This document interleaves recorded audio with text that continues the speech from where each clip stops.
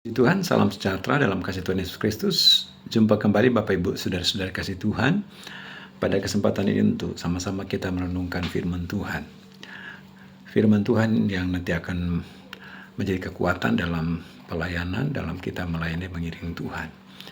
Mari sebelum saya membaca firman Tuhan, kita sama-sama berdoa. Bapa Surgawi, dalam nama Yesus kami menaikkan pujian dan syukur. Untuk kesempatan ini kami kembali boleh ada untuk menikmati firman Tuhan. Biar Roh Kudus buka rasa firman-Mu, kami perlu firman Tuhan yang menjadi kekuatan baru dalam kami melayani mengiring Tuhan. Kami bersyukur Bapa di surga untuk kami akan menikmati firman-Mu. Dalam nama Tuhan Yesus Kristus. Haleluya. Amin. Firman Tuhan pada kesempatan ini terdapat dalam kitab 1 Korintus pasal 3 ayatnya yang ke-14. 1 Korintus pasal 3 ayat 14 berkata demikian. Jika pekerjaan yang dibangun seseorang tahan uji, ia akan mendapat upah. Puji Tuhan. Saya ulangi baca, jika pekerjaan yang dibangun seseorang tahan uji, ia akan mendapat upah. Puji Tuhan. Bapak Ibu Saudara-saudara dikasih Tuhan, kekristenan adalah orang yang dipanggil Tuhan untuk mengerjakan keselamatan. Dalam tulisan firman Tuhan, kerjakanlah keselamatanmu dengan takut dan gentar. Bapak Ibu Saudara-saudara, maka hal yang mutlak dalam kehidupan kekristenan adalah melakukan atau mengerjakan keselamatan itu. Apa maksudnya adalah? Mengerjakan adalah bagian dari kehidupan kita di mana kita menjadi orang Kristen yang tidak hanya santai saja.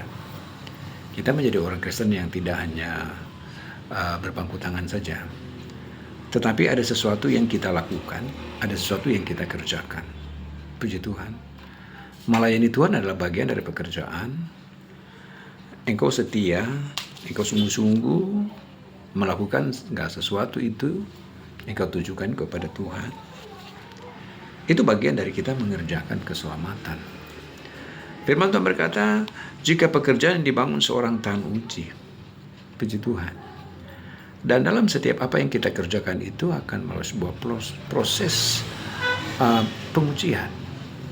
Dalam setiap apa yang kita kerjakan itu akan melewati sebuah proses pengujian. Bagian lain Alkitab mengingatkan bahwa berbahagialah engkau apabila engkau diuji. Saudara-saudara dikasih Tuhan, bahwa ternyata ujian yang datang dalam kehidupan kita, tujuannya adalah untuk menjadikan kita pribadi yang matang, dewasa, dan menjadi pribadi yang sempurna. Yang diibaratkan seperti anak sekolah ketika dia akan naik kelas, maka dia harus diuji. Supaya dia bisa naik kelas, naik tingkat.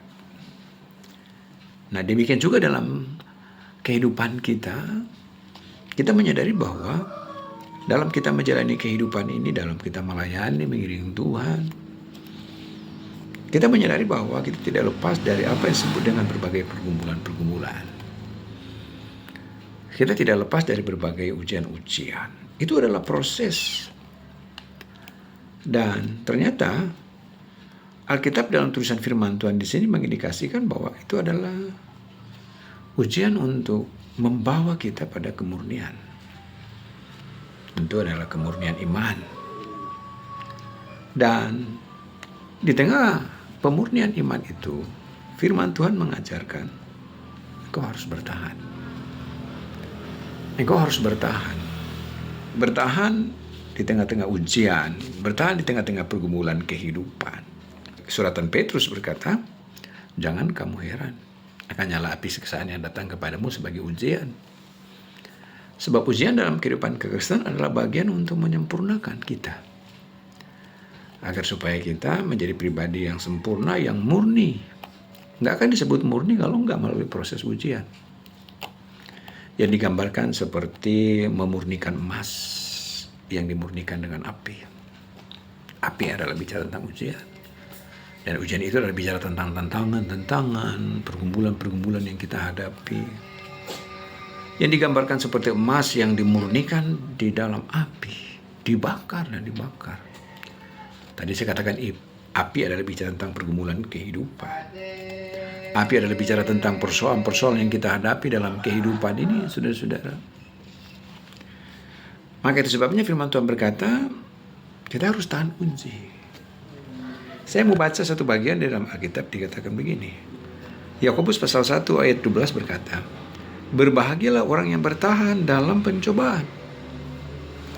Bertahan sekali lagi di sini. Orang yang bertahan sampai akhir dia yang selamat.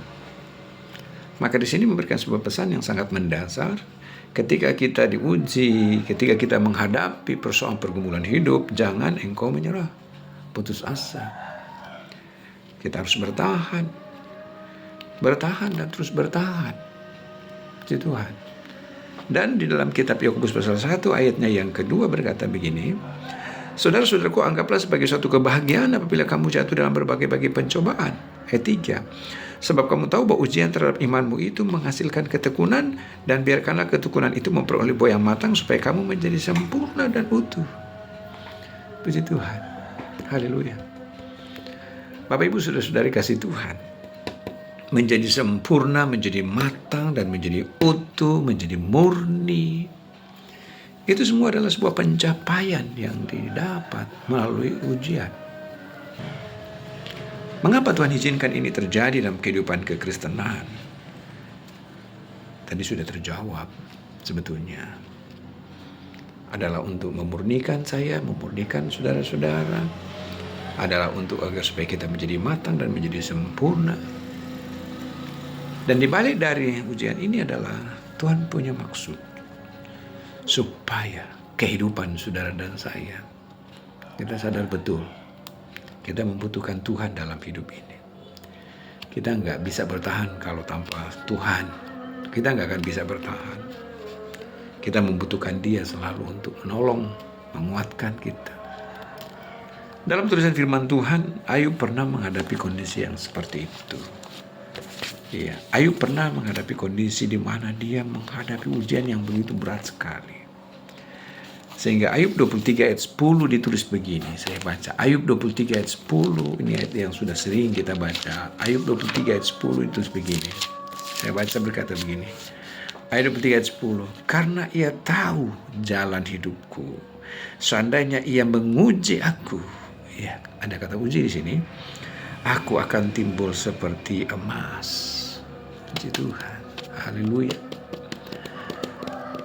Seandainya ia menguji aku akan timbul seperti emas. Saudara yang dikasih Tuhan, maka untuk menjadi emas, ujian adalah salah satu cara untuk menjadikan kita menjadi pribadi yang emas. Kualitas emas, bukan kualitas kayu. Di pembacaan awal 1 Korintus pasal 3 tadi, itu kaitannya dengan dasar dan bangunan. Iya, di 1 Korintus pasal 3 yang menjadi ayat awal, jika pekerjaan yang dibangun seorang tahan uji. Di situ diawali dengan tiap-tiap orang yang harus memperhatikan bagaimana ia harus membangun. Ada yang membangun di atas emas, di atas perak, di atas batu permata, di atas kayu, di atas rumput kering, dan di atas jerami. Sekali kelak pekerjaan masing-masing orang akan nampak, karena hari Tuhan akan menyatakannya. Sebab ia akan nampak dengan api, dan bagaimana pekerjaan masing-masing orang akan diuji oleh api itu. Saya percaya kita bersepakat bahwa ketika masing-masing akan diuji oleh api itu, dari beberapa unsur yang ditulis di sini, orang membangun di atas dasar emas, perak, batu permata, kayu, rumput kering, jerami, maka saya percaya emas menjadi pilihan. Saudara-saudara, ketika dibakar, diuji dengan api itu, maka emas menjadi pilihan. Sebab emas semakin dibakar, dia semakin bercahaya. Dia semakin berkilau. Kayu dibakar, dia akan terbakar. Rumput dibakar, dia akan terbakar, hangus terbakar. Tapi emas tidak. Maka di akhir renungan ini, Ibu Bapak yang dikasih Tuhan, dalam kita melayani dan mengiringi Tuhan, kalau toh kita Tuhan izinkan kita masuk dalam ujian, kita harus bertahan. Karena dengan orang yang bertahan, maka dia akan tampil menjadi pribadi yang berkualitas emas. Karena orang yang bertahan, dia akan menjadi pribadi yang sempurna. Orang yang bertahan, dia akan menjadi pribadi yang matang. Orang bertahan, dia akan menjadi pribadi yang dewasa. orang bertahan, dia akan menjadi pribadi yang utuh. Saudara-saudara, puji Tuhan. Maka mari, dalam kondisi dan keadaan apa yang kita alami dalam hidup ini, mungkin masalah persoalan pergumulan, mari kita mau menyikapi semuanya itu dengan tetap percaya. Apa yang dikatakan oleh kitab Yakobus tadi, berbahagialah orang yang bertahan dalam berbagai pencobaan, dan berbahagialah apabila kamu jatuh dalam berbagai-bagai pencobaan, sebab kamu tahu ujian terhadap imanmu itu menghasilkan ketekunan. Haleluya, puji Tuhan. Saya berdoa bagi jemaat Tuhan, Tuhan tolong Bapak Ibu Saudara-saudara, apa yang kau sedang hadapi sekarang dalam pelayanan, dalam pengiringanmu kepada Tuhan, pekerjaan, dalam keluargamu, janji Tuhan, Tuhan adalah Allah yang mengasihi kita. Dia tidak membiarkan kita. Kita tetap percaya kekuatan Dia berikan kepada kita. Dan kalau Dia izinkan ujian demi ujian, ternyata Dia punya tujuan supaya menjadi gereja yang sempurna, murni di mata Tuhan.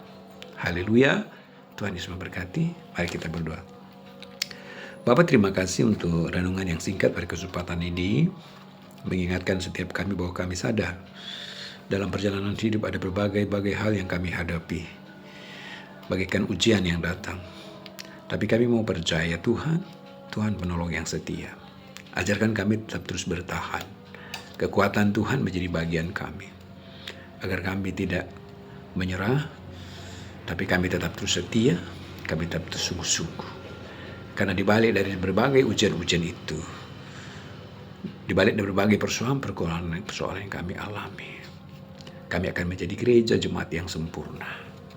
Iman kami makin terasah dan menjadi pribadi yang berkualitas.